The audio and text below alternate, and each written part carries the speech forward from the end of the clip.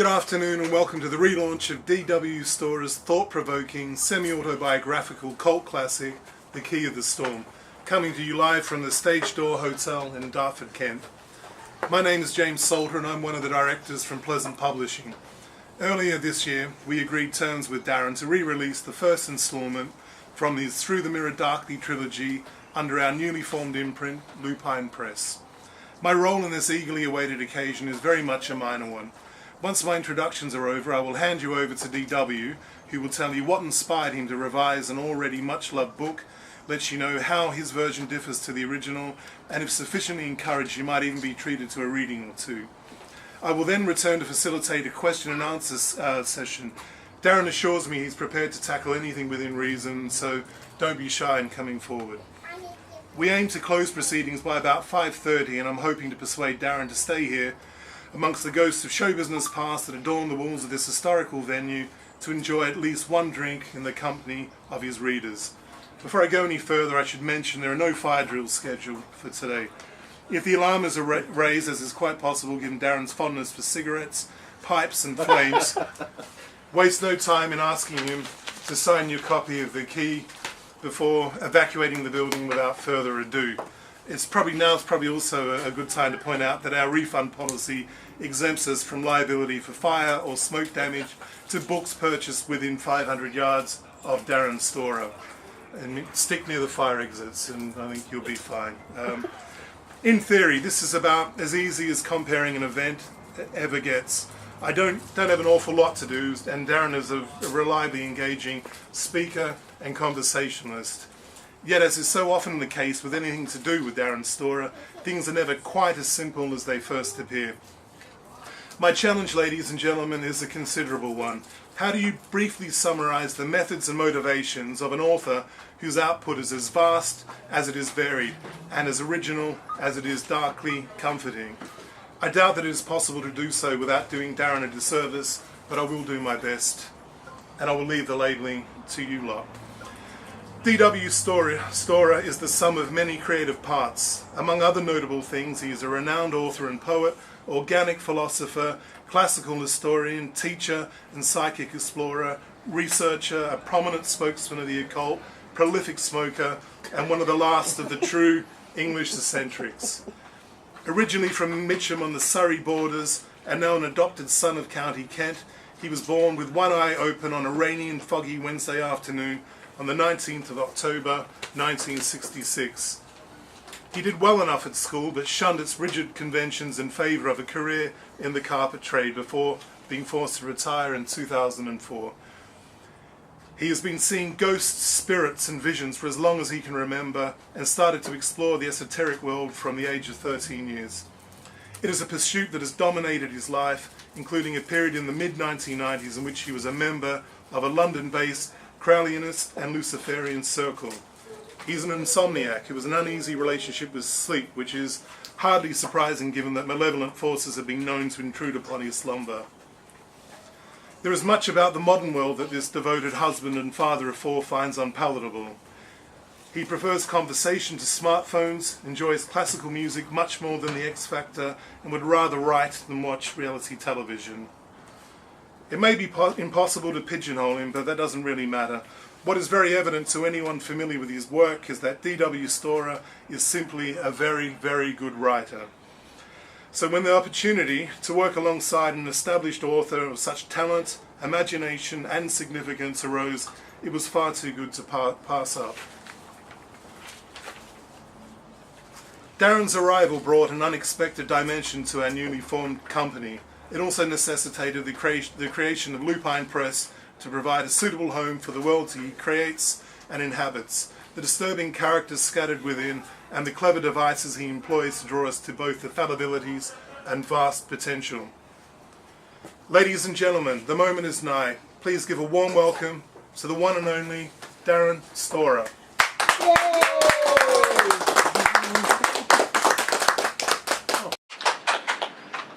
Where to begin? As a child, when I first started to realise what I was experiencing, there was no one to actually ask. Parents, teachers, either denied such things were possible or treated me as if I was an idiot just for even asking. I soon learned not to ask these questions. I was driven into libraries and routing around second-hand bookshops just to try to find any material whatsoever, past the pulp fiction and random journals, to try to find some level of understanding of what was actually going on. There was very, very little around through the late 70s and early 80s. And when I finally actually began to experiment and try to find answers of my own, using mirrors or candles, even water, there was an overriding question. Were people right? Or was I truly going through these things? Occasionally now even the question does turn up. Am I insane? Do I really go through these moments? A vision that can seem to last for hours is over in seconds. Seeing things occurring before they occur, picking up objects and feeling things or seeing things through them. It's not an everyday experience. And for the majority of people, even if you try to mention or touch on these subjects, they recoil with horror. Why? Is it because of how they've been brought up and the media? Or is it just because of Hollywood and glamorising everything? There must be an answer out there somewhere, but for those of us who experience these occurrences and events, it's a very lonely thing. How do you explain to someone that you can witness something they either can't or have been bred to ignore to the stage where they just cannot see anything at all? The early experiments I tried, usually with an empty house, caused me nothing but pain, I'll be honest with you. Headaches, nosebleeds, fatigue. But eventually there was a breakthrough. I started to actually see things using a mirror. It's not scrying, I wasn't trying to look for the future, I was just trying to look to see what was there. And we've used the term behind the mirror. It's not seeing in a mirror, it's seeing behind it, beyond it, past it. And the early visions that turned up were more of watching myself age. These are easy things for people to try if you can meditate enough and concentrate enough not to lose focus. Eventually, if you can learn to accept what you're seeing, you will see more. One vision in particular that still comes to mind. I found that I was looking at a place, buildings, not of brick or wood or anything like that at all. They was carved directly out of a mountain, a hillside, a cliffside. It's hard to define it any more than that. Red stone, red rocks, and all around them rocks with carvings on, spirals, strange star shapes. I returned to that vision, if we can use that phrase, or seeing that sight so many times over the years, I still couldn't take any sense from it. I had no idea what I was looking at, where I was looking at, or even why. It was a chance meeting in the early 90s with a friend, referred to as a Celt in the books. I didn't approach him, he approached me. It was after work. He came out of nowhere, a mutual friend of a friend, and stopped me dead in my tracks and asked, "Can you spare me a few moments?" We wandered over to the local pub, as is the usual thing in these cases. And he started to ask questions that no one else had actually bothered to ask, or could even begin to think about asking. He was aware of what I was seeing and experiencing. Over the years, he explained each time one occurred and encouraged me to attempt more visions or experiments. Astral projection, going into trances. I became, to a degree, quite skilled at what to do. I'm no major ipsissimus, even though I've been a member of a Luciferian stroke Crowleyanist circle. Most of what occurs in those situations I'm not aware about even. People tell me afterwards what I've witnessed, if this is going to make sense. Things come through me for other people to be aware of in those situations. However, I'm more comfortable doing what I do best, which is to be on site and handle an object, or just within the vicinity of a building, and from there I can pick things up and tell people what's going on. The one that affects me most is Reculver Castle, which is on the Key of the Storm, taken by Penny Oates Midson. At an early age, that was the family holiday. Small caravan, no gas, no water, toilets down the bottom of the cliffs.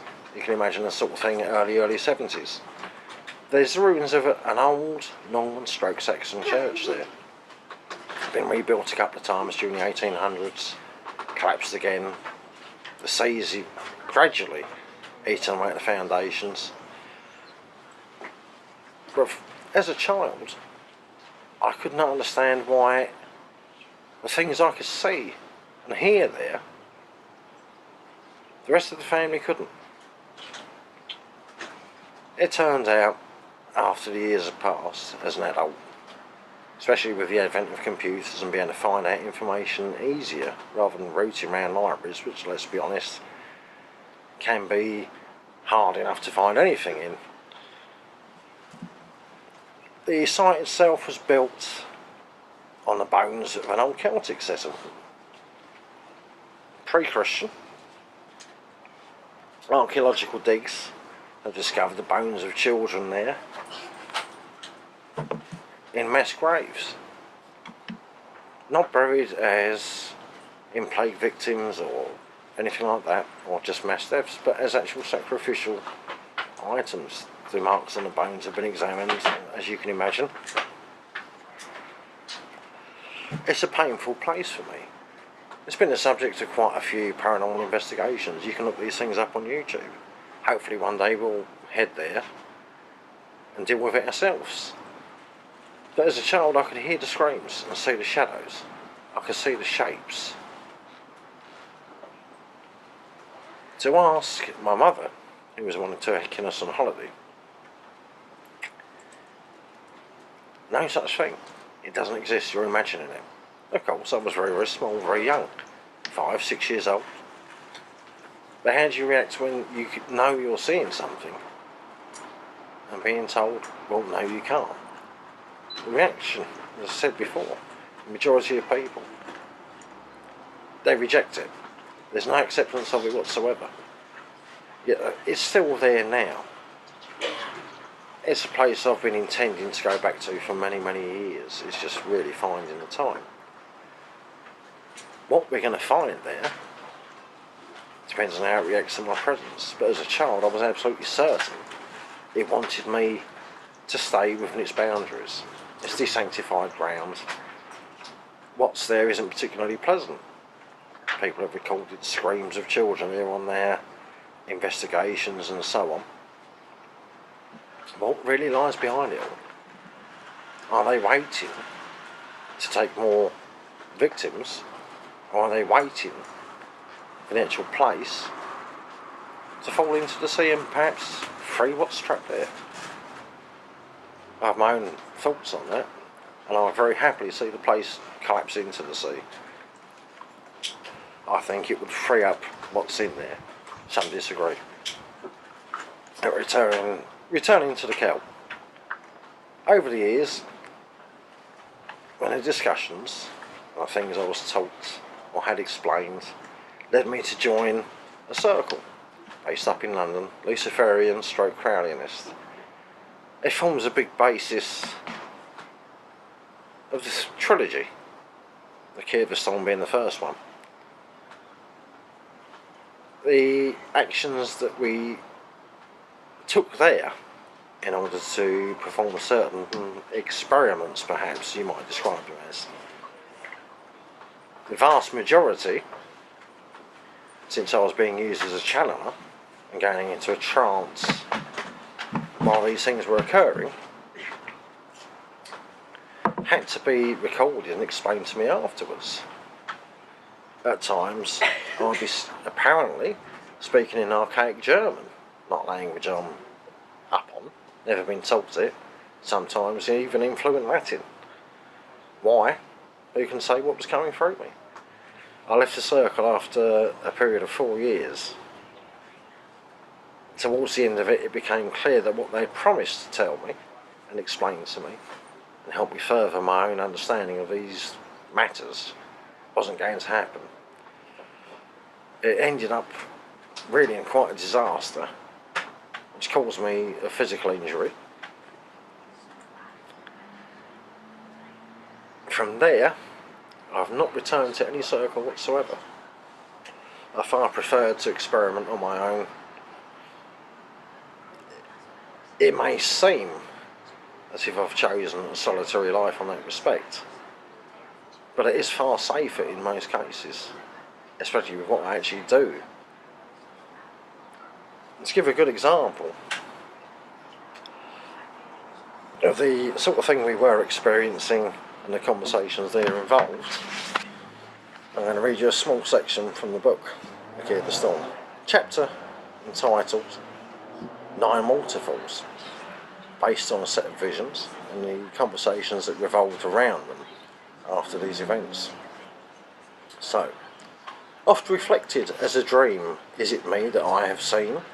For on the surface ripples storm, taking on a different form. Along a path of moss and grass that was soft underfoot, the pilgrims progressed through the dark, fearless and light of spirit. Flowers of the night bloomed and scented the air with a heavy incense, reminiscent of darkened rooms from an earlier life, when needs were urgent and dangers ignored. Rumours of long-forgotten oaths and promises rustled through the trees along with the sighs of those secret regrets that only the past could know. How many had come this way before? And was it the truth, or a lie, that had brought them hither? Unknown times of times unknown, enigmas best left to the truly dead, a sombre sepulchre when compared to the previous place of rest. Perhaps here the unwary, or the unworthy, fell, never to rise again. Tiny lights flickered as they floated about, at first scarcely noticeable, but soon increasing in intensity. Hovering about aimlessly, they seemed saddened by our presence. Could it be that they were in some way trapped here, unable to move away, lost to all purpose? Not bright things these, nor full of life like the butterflies, but muted and dull, slowly fading objects of pity that eventually would dissipate into the oblivion of non-life.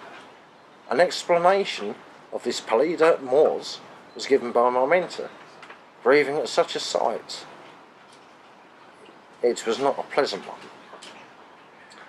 Here be the souls who cannot relinquish the past, even after crossing the bridge of sighs. They long to return to it, but cannot cross a second time. They hang from the branches in the manner of sycorotes, betrayed by their own passions. No help for them will come, and, even if it did, they would refuse it in their self-loathing. For eternities they listen unto the point where they simply cease to be, without chance even of rebirth in the physical world. They will never exist in any form or shape again. This is the hell of their own making. exclaimed the Celt. Abyssus, abyssum invocat. A sobering thought, considering the vision prior to this may have wished the same for me. Was it a tulpa, conjured and made real by the subconscious will, or something posing in a familiar shape in order to deceive? Silver the light of the moon may have been, but other colours shaded my thoughts as I sought to solve this riddle. Self-denial, or a denial of the self? Denial of some things, or denial of all things? A surreal game of truth or dare lay ahead, and how few dare to face the truth about themselves in all its horror and glory. I could not refrain from asking, for the question gnawed at me. Have any passed beyond this point if the past has returned to them? The Celt did not look at me as he answered. Of those few who have, I will not speak. They are beyond help also. Not wishing to remain in this place any longer, we left, and if not hurriedly, at a seemly pace at least. Blind thine eyes, serpent moon, see me not, and show me less. The paths of the never-living call to me, but I have no hunger for the dust. A fire more fierce than yours awaits. No cannon of yours shall lead my way. Faithless in faith are the stars that fall. In solitude betrayed, my silence speaks more. What laws govern this place? Were more, apparently, of our own creation, and far more terrible than any of those set in stone. So easily do we condemn ourselves. Even our thoughts betray us. Yet how easily some do pardon themselves for a crime they chose. Those we left behind clearly could not do so. Thankful I was not remaining with them, I sought distractions, and, in seeking, so I found. Ninefold the blessings heaped upon us, walking through the night towards the dawn. For as the trees thinned, a cliff loomed ahead. From on high water fell, issuing forth from the rock face in 9 places that sparkled in the light of the rising sun. Gentle in appearance, yet obviously with force, the waters descended into a pool that in all probability fed the stream I had so recently crossed. Whether I came to this place unbidden or not, some instinct bade me to stride forward and position myself beneath its central flow, surprising myself no less than the Celt who had remained at the water's edge. A self-imposed baptism of salts, washing away the last traces of the world I had left in a ritual cleansing that was not of my own creation, yet, if this thought had been planted in my head by some unknown entity, they did not reveal themselves to confirm this. Water entered my head via my crown, and flooded every atom of my being with a golden light, suffusing and imbuing me with the very essence and reason for existence itself. Cold it was, so very cold, yet it was not a shock to the system, for it was as if in the form I now held had been avidly awaiting this moment, and was more than ready to receive this aqua vitae. A purification by the impossibly pure that erased all I had once been. A day and a night passed without my noticing it. Infinite wisdoms probed and searched for truth, and, when I finally stepped out into the world again, I glowed as if I had swallowed the sun. Sic iter ad astra. A voice rang out that belonged to neither of the travellers present. Then silence, other than the sound of the falling waters, reigned. Not even the song of a bird came to us. Feeling implausibly weightless, as if even the gentlest of breezes would send me soaring skywards, the impulse to call out to the heavens was hard to resist. An incredible joy, an indescribable elation took hold and was almost uncontrollable. Yet somehow a calmness descended also that held it in check. A while passed ere the ability to speak returned. With effort, I regained a little more composure, and words tumbled from my lips. I am nothing, yet no longer am I separate, for I am all. All that fell beneath my gaze seemed to be more real, more alive even, as clarity unprecedented had effected a change not only to my vision, but to my whole being also. I could see, even when closing my eyes, that I was a part of everything that was, had been, or was yet to come. Universes came all as one, a hurricane in the ether, and although their power whipped my robes about me, it was only my emotions that were moved, for my body felt the wind's knots. Reborn mayhaps, yet the abyss still called if I strayed. All these pasts I did endure, under gaze of moon and sun, to the abyss that is always nearer. Rest now, journey's done.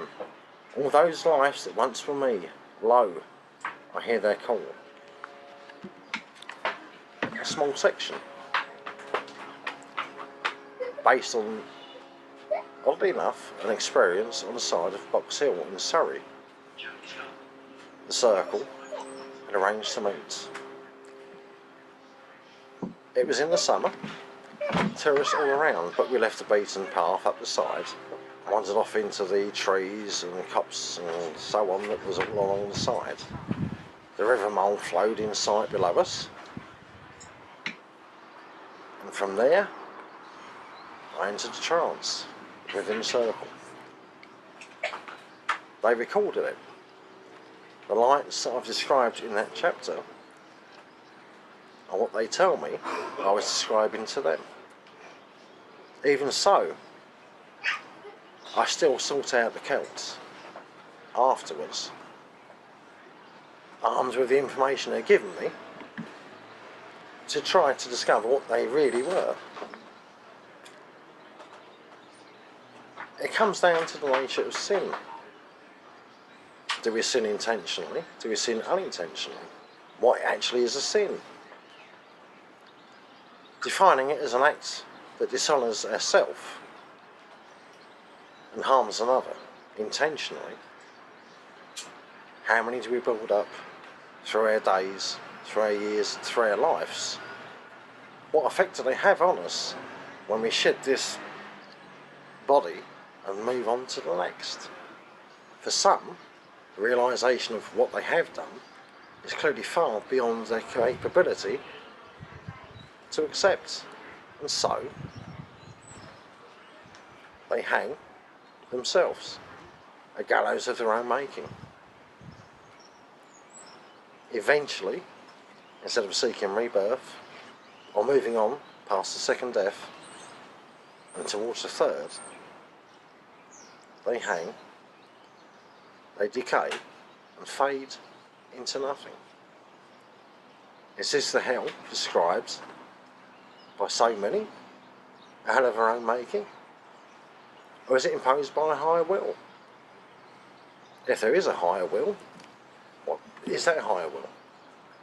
Is it universal consciousness? Is it what people describe as God? Or is it, as some might claim, a group consciousness, racial memory, whereupon, in death from the physical world, there are no lies left. There is only truth. And if only truth is left, how can some react to it?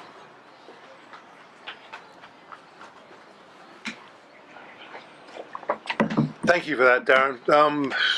I think I can speak on behalf of everybody here today that we're all listening so attentively that we could have heard a pin drop before, and news just coming as well as that the internet is abuzz with interest in all that you've been talking about, which has led to a lot more questions than we were actually anticipating. So I've got a lot, and we'll run through as many as we can, but I'm going to, without further ado, head off to the first question we've got, who is from Alison in New Jersey, who's asked us, actually it's two questions looking at this, but she's asked you, what motivated you to re-release The Key of the Storm, and how does it differ from the original version? It differs because it's undergone a complete rewrite. Quite a big chunk of the additional parts of it have been removed and replaced, updated, you could say. When I left my previous publisher, and I was never happy with the version they brought out, I knew there was something missing. The way they set the book up, the way they edited it, it just didn't work for me. And I didn't want people reading it to be missing out on those bits that should have been in there. It was reborn. It took a year of staring and changing bits and pieces, deciding what to remove, even down to illustrations, wanting more illustrations in it, just to give a clue to what each chapter was about, what lies behind it. But it was something that we were driven to. Sarah, my wife, the illustrator, went through an awful lot of handing me illustrations, to which I said no. Each chapter probably had 4 or 5 evolutions, continually evolving until, okay, we're happy with this bit. And then with the new publisher, the editing, I couldn't be happier with it. But the reason why it had to come back out, it was unfinished business. The trilogy had already evolved into 5 books, and without the final parts of it coming out, it wouldn't have made any sense. There's a guide in there, not just to what I believe in, or to help people evolve in their own actions in these realms, all the warnings of pitfalls and things to avoid. But there is a message in it which is intended not just to say to people, you're not alone in experiencing these things if you are one of those living in these worlds. You shouldn't feel alone. It doesn't matter if people reject what you tell them, or if you're made to feel as if you're a lunatic or just retarded, whatever word you want to use. The point of this series is not only to allow people not involved to maybe realise there is more to life than what they can accept or see. They need to be open to higher possibilities. I'm not saying take an ascetic's life along some spiritual path. These things happen when you're ready. But some of us haven't been lucky enough from the start to have any help or backup. Even myself, I was in my 30s before I found anybody I could even speak to this about without facing extreme reactions. The books had to come back out to finish the series so that the message in them could be put across. Each book takes you along the line. I'm not saying to you there's a path you have to follow, because you can only find your own path, but it outlines how to start the path.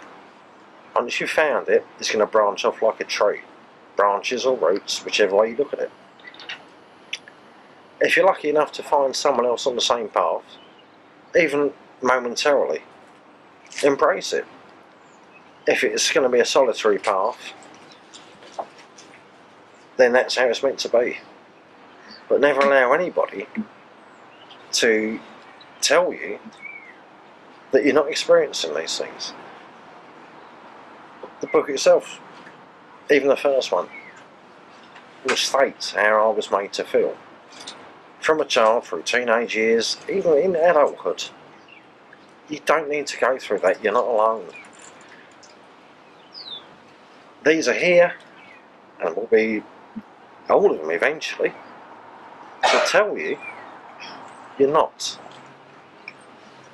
Embrace it, follow it, find your own way. No two roads are the same. And if you have disasters on the way, embrace them as well. You're going to bear scars and wounds as you go along. They're part of what are going to make you become who you're meant to be. And there you go. That's the answer to that one. Darren, thank you for that. We've just had a question from Mia, who's asking of you, have any of the poems you've written come from the spirit? Yes.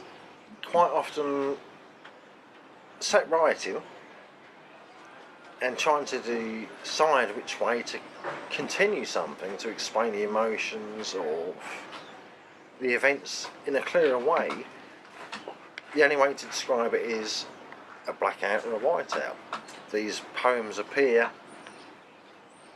without me even realising that I've written them. It's only when I actually go back through what I've written from the first draft to check and see what I have actually put down so I can correct any errors or improve the flow so it's easier to understand. Sometimes, if not a lot of the time, I come across and think, well, hang on, where did that come from? A great deal of it I've no recollection of even writing, so it's coming from somewhere. Some people say it's being channeled. I've been told or asked if I'm channeling Poe or Crowley even. I can't say. It's coming from somewhere. It's up to the reader to decide from the flow of the words. Darren, you mentioned Crowley. I'm going through the questions that are appearing before me right now. We've got one from, it looks to me like Angelica from Texas, who's asked a question which says, there are quite a few people who feel there's a connection between yourself and Aleister Crowley, including a belief that you were in communication with him. What she wants to know is, why is that, and is there any truth to it? A lot of people have asked the same question. Some insist it's true. I continually get asked through the social media, do I know him? Have I met him? He died in 1949 from memory, so no, I have never met him, not physically. I've been involved with circles that have had to do with him. One I was a member of, some have only been a peripheral influence, so to speak. But the circles I've moved in have all been heavily involved with his work, so it could be coming from there. I've got a question here from Jenny from Toronto. She wants to know, do the visions you see ever scare you, and should we be frightened if we encounter otherworldly creatures or visions? No. If it's happening, it's for a reason. Accept it, digest it, try to understand it. If it repeats itself or just continually occurs and evolves as it goes along, there's a reason. There's a message there for you to understand. You're not going to evolve or go forwards in these worlds unless you understand what is being sent to you. Spiritual growth does not come as a constant thing. It's leaps and bounds. You'll go up, you'll level off, you may even go backwards. But eventually, when you understand the point of what's being said to you, or shown to you in whatever form, then you can move on. But until you learn acceptance, without having any doubts whatsoever, cynicism in its purest form, I have no doubts.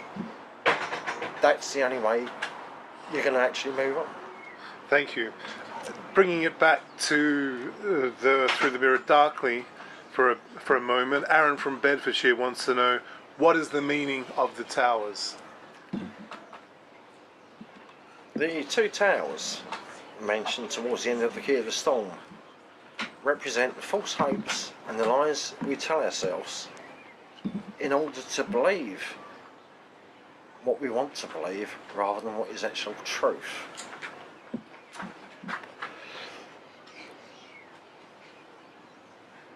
I've got a question from Jean from San Francisco who'd like to know, what comes first, the poem in your head or the storyline? The storyline.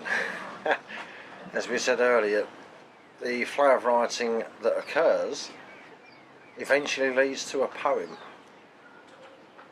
in the first parts of the Key of the Storm, the first two poems ever written, the first one being of the woman standing beneath the moon, the second one being Femme Sulphur. They occurred long before I even considered writing the book. The book itself came about by accident. It was a personal journal intended to be a cathartic exercise to begin with. It just evolved into something else. I was as surprised as anybody when it first even became published. Vanessa from Bolton brings things back to the key again. She wants to know why the reference to the shards like a mirror. A very long time ago, a professor of history that I was speaking to from the Royal Holloway, of all places, college that is, actually discussed this with me. He likens the universal consciousness as a mirror. They had broken, and each shard, tumbling through space and time, was a soul. Every time it interacted with another soul, it shattered into further pieces. The idea of existence, according to his train of thoughts, was that the plan, reason for existence itself, is for those shards to reunite into a whole, not just for each individual soul, but then to reunite with the universal consciousness, which some people claim or describe as being a third death, to reunite with the original principle. Brian from Scarborough wants to know, what is the most memorable information that you got when you connected to God's Angels Afterlife? To reply to that, I'd have to quote the Panta Rhei. Nothing exists. If one thing exists, it cannot be understood by any one man. If any one man could understand any one thing, he could not explain it to any other man. The point being that how I experience any given event or occurrence, I can only describe in my own words. Each individual is going to experience something in their own way, according to their own levels of acceptance. Hence, many people reading the book will draw different things from it. Sonia from New Orleans, I'll ask that again for the camera mic. Sonia from New Orleans asks, what is the darkest energy you have faced? For that, the only thing I could say is when I first experienced the Baphomet. In a vision, after many days of meditation and preparation, it lasted seconds, if that at all. It could have been microseconds for all I know. Visions seem to go on for a lot longer, but I'm aware that it would have been in actual airtime less. And all I was asked was, who are you? That was it. One of the darkest points of any of the experiments that I've tried. Ian from Sheffield wants to know, have you ever been asked to use your powers to investigate psychic phenomena, and are there ever times when the object of this can be more about entertainment than research? Yes. Far too many people have asked me to become involved in things, and from there, with the people they've invited along, it has been for prurient interest rather than a genuine desire to understand what's happening. I've lost count of the amount of times over the years I've been asked to take part in tarot, which I have no real connection with, I will tell you that now. Ouija boards, which for the way most people set them up and try to conduct those experiments is just insane, to be honest. There's no rituals involved. They just launch straight in and hope something comes through. They don't care what comes through. There's no protection, no sense of direction, and they suffer for it. I have no sympathy for it. I have done readings, recitals, where it's been sprung on me to try to read from the audience. Let's be honest with you, it's quite painful. Too many minds, too many people asking the same question. Let it be me, let it be me. It's very hard to filter anything out from a crowd of people who want something, and they all want it at the same time. Those serious investigations I've taken part in, the atmosphere was much calmer, much more directed, and I ended up with results. Your books are at least as popular in the USA as they are in England. Anita from Pennsylvania wants to know, how do you explain your transatlantic appeal? Possibly because of my looks, I have no idea. That I can't answer. I've got a question here from you from one of the guests from the audience this evening who hasn't given their name for reasons might become clear later. The question asked is, I know this is an all too frequently posed question and one that you find tiresome, but we're in an historic venue that has been of significance to generations of thespians. Have you seen anything to suggest they may be in our midst now? Since we first came in here earlier today, I've been concentrating on what we do. The only thing that did come through was the name Catherine, repeatedly, which resonated with two people. All I can say from that is that whichever person it was aimed at, the message is that you need to contact that person. Something's occurring that you need to speak to them about. As for what else is around here, I've purposely shut off from that so we can concentrate on talking to the fans and talking about the book. I think we've got time for two more questions. The first one is from Michelle from New York State, Albany, New York State, who wants to know, where do your ideas come from?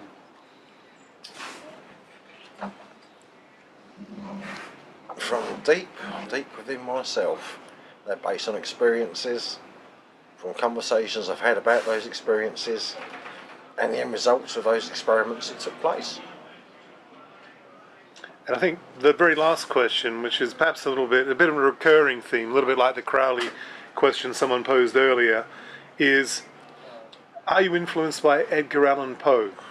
I'm a great fan of his works. I have his collected works indoors even. However, the influence, if there is any, is again down to the reader to decide. Do they find my works influenced by him or not? I write primarily for myself, then I adapt it for the reader. Where some of it comes from, as I've said, I can't tell you. It's there. After I've written, where does it come from? There are sections that I don't recall writing, not just poetry. The question there is, it would take really someone of a far higher level than me to look deep into me to actually tell what's around me and say this is coming from this place or that place. Darren, finally, very, very last question. I said there were only two, but I do have one more. Will you stay to sign some books for the people that have traversed the various ends of this country to come here today and have a drink with them? Absolutely. That's fantastic. Look, I think I can speak on behalf of everybody. It's been an absolutely enthralling couple of hours with you, Darren. We appreciate your time. I think we've all got a lot to think about, to go away and digest. And thank you very much for coming. My thanks to everybody to come here. Thank you for watching.